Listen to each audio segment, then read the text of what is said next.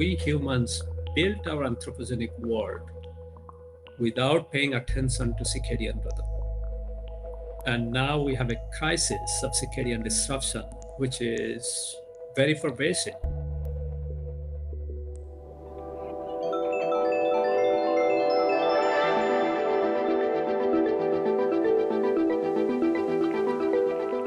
Aging. Like gravity, it pulls on each of us. Why do some of us age without illness?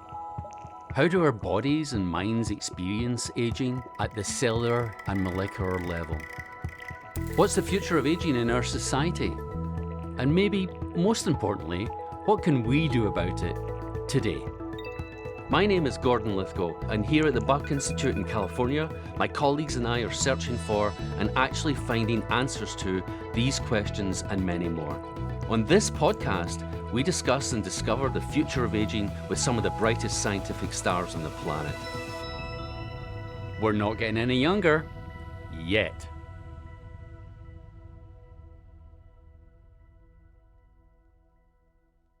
Hi everyone, welcome to the podcast. This is going to be so much fun because today I get to talk to Satchin Panda from the Salk Institute. Satchin does amazing work on how sleep and diet and how we experience our everyday lives affects our aging, and is a really remarkable scientist that builds bridges between the biology and our everyday experiences.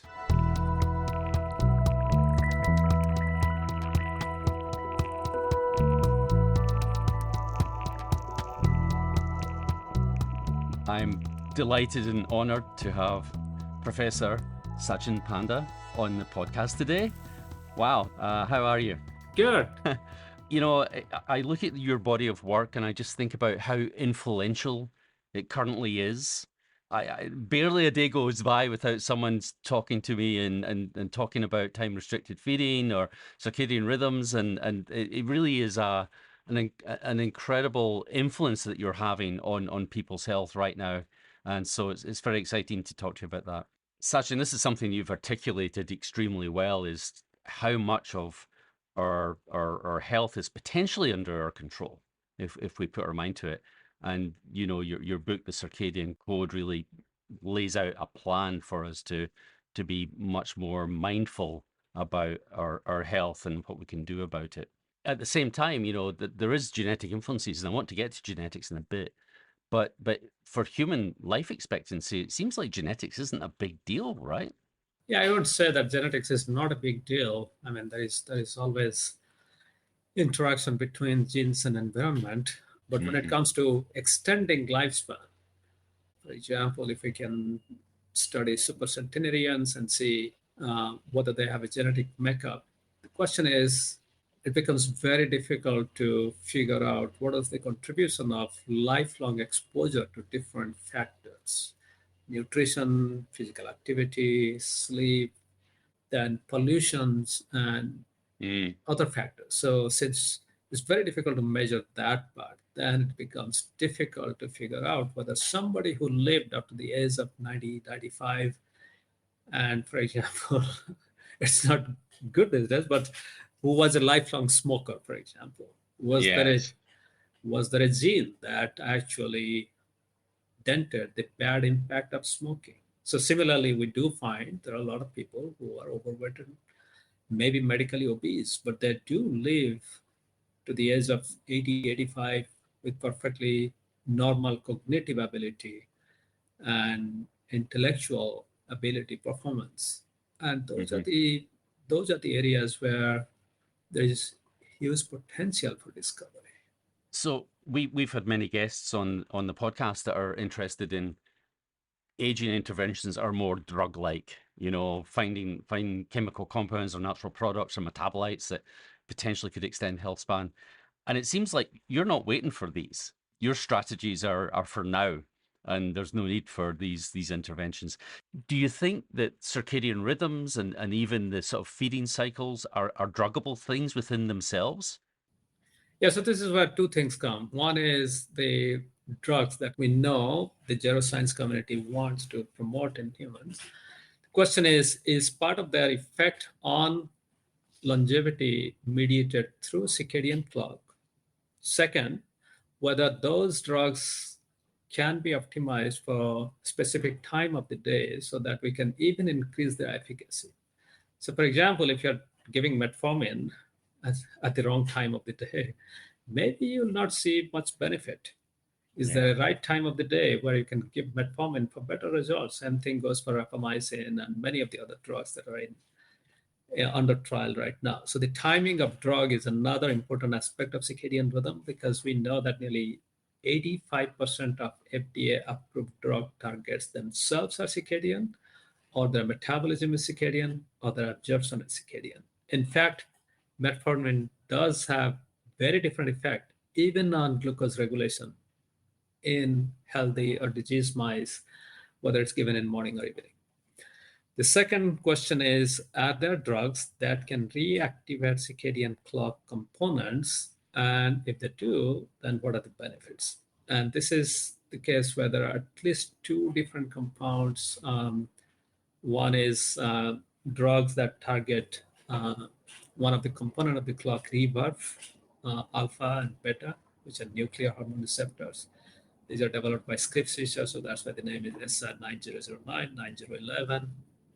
And now we know that these SR compounds are very effective against treating age-related disease, whether it's metabolic disease, liver disease, cancer. We published a paper on that, dementia, etc. So there is hope that even drugging the clock can be beneficial. And then there is also another one, nobiletin, which is a citrus extract, which also improves the robustness of the clock. And there are animal studies showing that it improves health and makes them resilient to age-related disease. So yes, from drug perspective, the current drugs for extended lifespan should be tested for their efficacy at different time of the day, and clocks are druggable, and those drugs sometimes even food supplement or food, they may hold promise to improve lifespan. Super. It makes me think about the fact that we're all wondering whether things like metformin are going to work for everyone, or if genetic background is going to be a major influence, and actually in worms, genetic backgrounds is a huge influence on whether you respond to metformin or not. And it reminds me of the studies with caloric restriction, where different genetic background mice, different isogenic lines, respond in sometimes opposite ways to the same level of caloric restriction. And I'm wondering if this is something you think about in terms of even time-restricted feeding, whether this is something that has to be catered to the individual based on their genetics.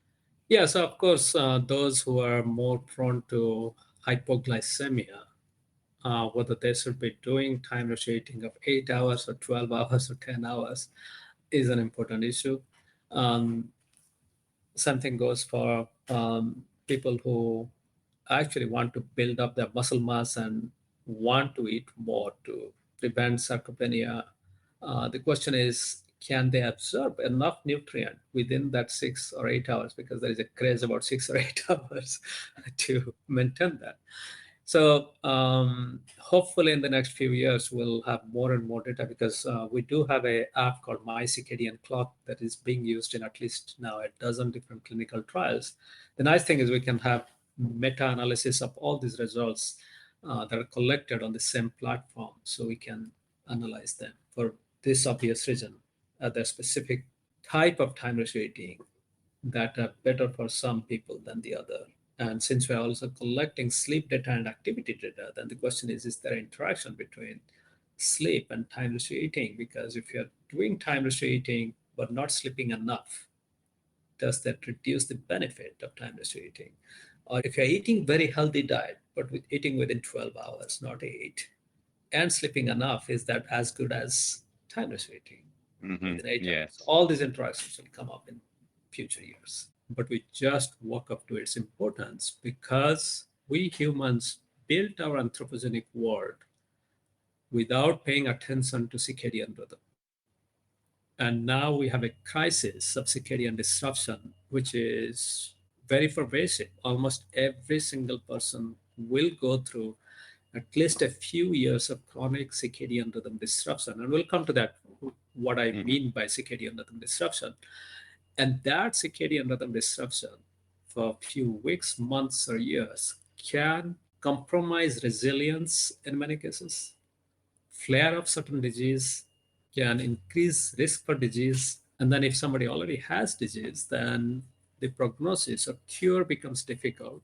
Or if somebody is cured, then coming back to full performance also becomes difficult. And we all can relate to all of this because we humans will go through in our lifetime, will go through various bouts of sickness, whether it's infectious disease, whether it's, for example, common cold to serious disease, accidents, injuries, depression, etc.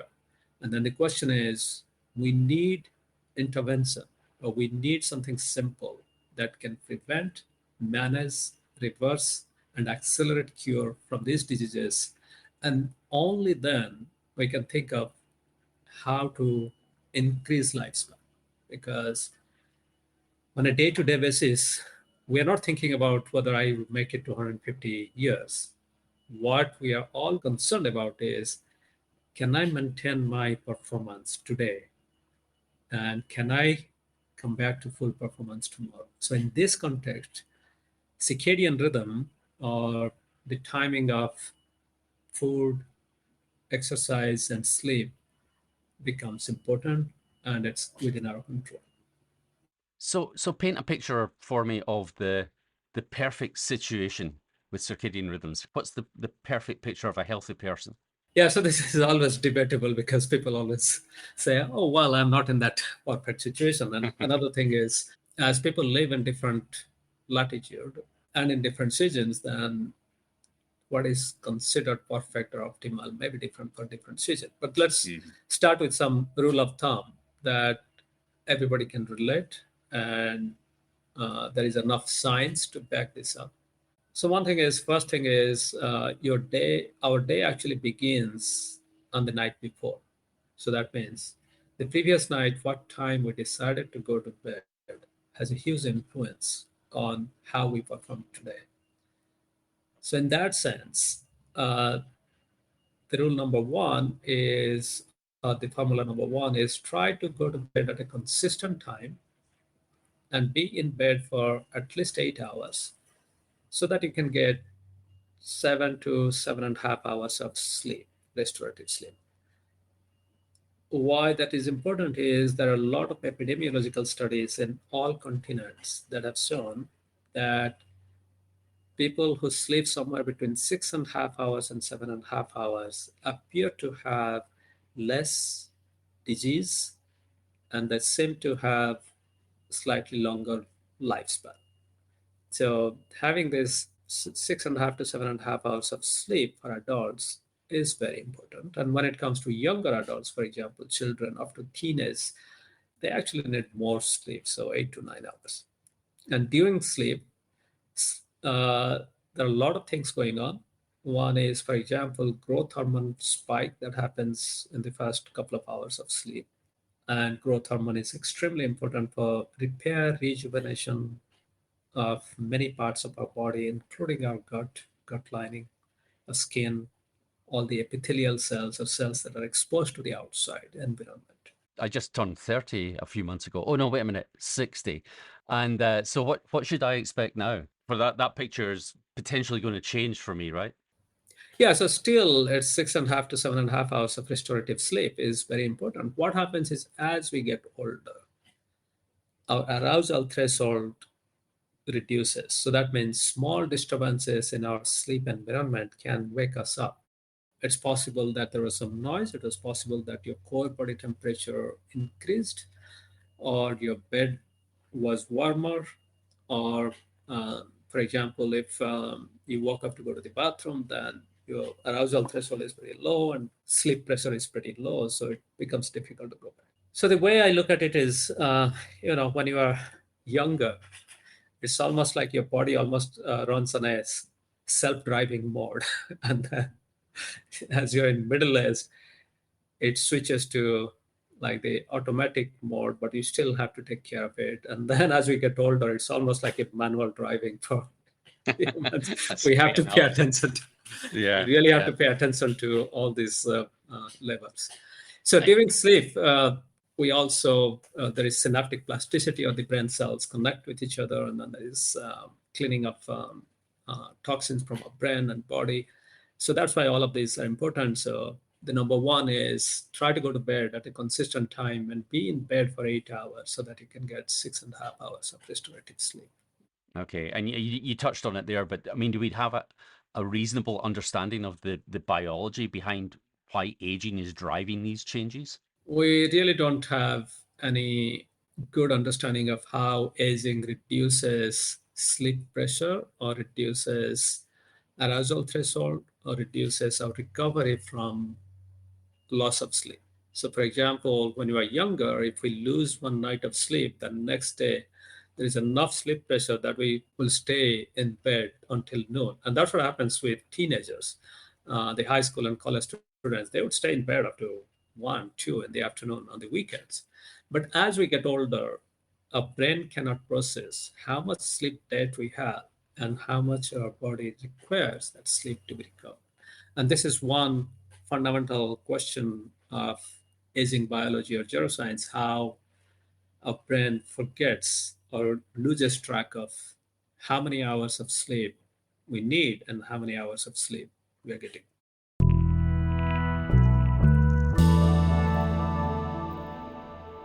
Just thinking about circadian rhythms, it's impossible for me not to think about Seymour Benzer and those studies that determined genes and proteins that really were the circadian clocks. So Seymour Benzer discovers these proteins that are actually measuring time in some way. And first of all, I guess the question is it the same kind of thing that's happening in mammals and humans? Yeah, so this is where it becomes very, I would say, philosophical, or because there is some correlation going on here. So the reason why we have the need for tracking time is, life form appeared on this planet maybe 3 to 4 billion years ago, and there has been only one constant for the last 3 to 4 billion years. That is, our planet is rotating around its axis, and then there is 24 hours rhythm in light and darkness. So that means every organism on this planet is experiencing this very profound change in light and darkness, and it's predictable change in light and darkness.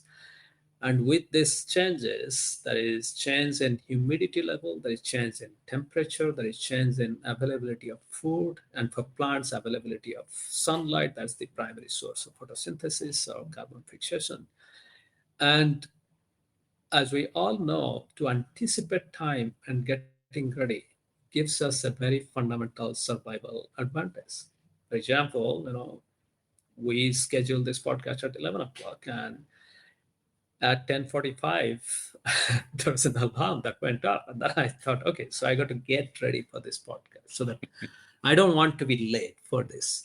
And the same thing happens. The plants have to prepare their apparatus so that they can catch the first ray of light and convert and use it to make carbohydrate, fixed carbon. Similarly, animals or we humans have to prepare our body even before we wake up by increasing heart rate, increasing blood flow, increasing respiration, so that when we wake up, we feel rested and we feel full of energy. So that's anticipating time to prepare ourselves. And second is separating incompatible process and conversely combining compatible process. So for example, our physiology is designed in such a way that we actually consolidate our sleep to the night time. At the same time, our hunger and satiety signals are also arranged so that we can go through the entire night, 8, 10, 12, or 14 hours, without feeling excessively hungry. And this hunger, satiety, sleep wake, and also activity rest. So, for example, our muscle tone is much better in the late afternoon because that's when our ancestor hunter gatherers and farmers, they were running back to safe place to spend overnight darkness. And just imagine if your muscle tone was at its peak in the middle of the night, then we'd be acting out our dreams. and essentially telling Yeah. predators, hey, I'm here, come and eat me.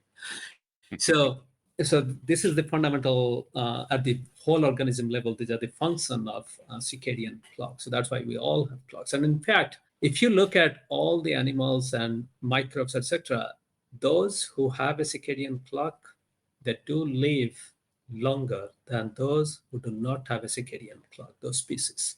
So you would not find a species that lives more than a month and doesn't have a circadian clock.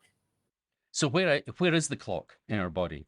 So initially, people thought that the clocks must be only in the nervous system because the nervous system controls sleep-wake cycle and everything. And again, it goes back to Ron Konopka and Seymour Penzer because they challenged this idea. Ron and Seymour had found that if you decapitate a fly, so that means if you remove the head, the body actually stays alive and there is still circadian rhythm and activity. That body, the fly body, will actually walk around for almost more than 12 hours and there was circadian rhythm. So they had indicated that there must be clocks everywhere else. Mm-hmm. And then what is the role of the brain clock? So when they had all these poor mutant flies, they actually took the head from, they did the head transplant. Literally, they put the head in the abdomen of other flies and found that you can change the circadian rhythm of activity rest by changing the head. Astonishing. Astonishing. So, It's just, but later on, we found that clocks are present in almost every cell in human body, animal body. For example, if you take skin fibroblasts from humans, then there are clocks in those skin fibroblasts. So clocks are everywhere. And the clocks are talking to each other? Is there one governing organ or principle that's setting those clocks in each of the other tissues? Yeah, so the idea is there is a master clock in 20,000 neurons in the brain of animals and humans. So these are called, this particular brain center is called supracosmatic nucleus. So that means it's right above the optic chiasma where the right and left optic nerves crisscross. There are roughly 20,000 neurons. They cluster together to the size of a pinhead. And those neurons somehow have assumed the role of master regulators because if we remove those 20,000 neurons, then the animal has no sense of time. They eat, then go back to sleep for 2 to 3 hours, and then wake up and move around again. So, in terms of aging, the idea is maybe as we get older, then some of the SCN, supracosmatic nucleus neurons, either they become defective, they cannot generate rhythms, or the communication between them becomes weaker so that they cannot consolidate rhythms. And in fact, in many cases of Alzheimer's disease and neurodegenerative disease, people have found post-mortem that the SCN neurons have signs of degeneration, and that might explain why sleep-wake cycle becomes fragmented in many dementia patients. It makes me wonder, are there any gender differences in circadian rhythm degradation during aging or even in young people? There are gender differences and also age differences, how our intrinsic rhythms are organized. For example, we know that many kids, babies, for example, they wake up early. Means those who are babies, they know that the babies wake up very early. But as we hit puberty, then somehow there is some interaction between sex hormones and circadian clock so that teenagers have intrinsic drive to sleep, go to bed later, and also wake up later. And that's very well established in human literature. And as women hit menopause, or we males also reach age of 50, 55, again, we go back to the state of the little kids. So then we tend to go to bed a little earlier and also get up a little early. So it sounds like actually this is in line with possibly our evolutionary history and what we're doing. And before we begin to wrap up here, Sachin, I need to ask you, what's so bad about blue light?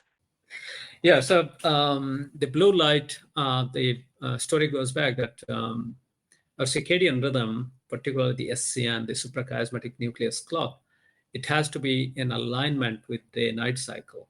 although our ancestors did not fly across time zone or did not do shift work, there was a constant change in day length. We know that the day length or the sunrise time is slightly different from one week to another week. And the clock, our activity sleep cycle should also align with that. And that alignment happens through light perceived through the eyes and acting on the supracosmatic nucleus. And for a long time, scientists knew that people who are blind because they have lost rod and cone cells can still entrain their clock. And similarly, mice that have lost rod and cone cells that give us vision, they can also reset their clock. But if you remove the eyes from animals, then they cannot entrain their clock. So three different independent labs in around 2001, we discovered that there is a blue light sensing protein called melanopsin that's present in the retina. The surviving neurons of the blind mice and blind humans that can sense blue light and reset the clock.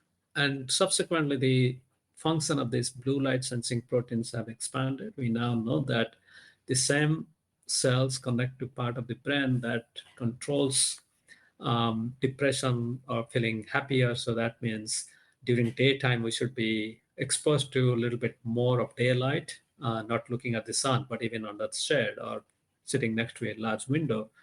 That increases alertness, reduces depression. And at nighttime, we should reduce our exposure to bright light, bright LED light, and should dim down our light for better sleep.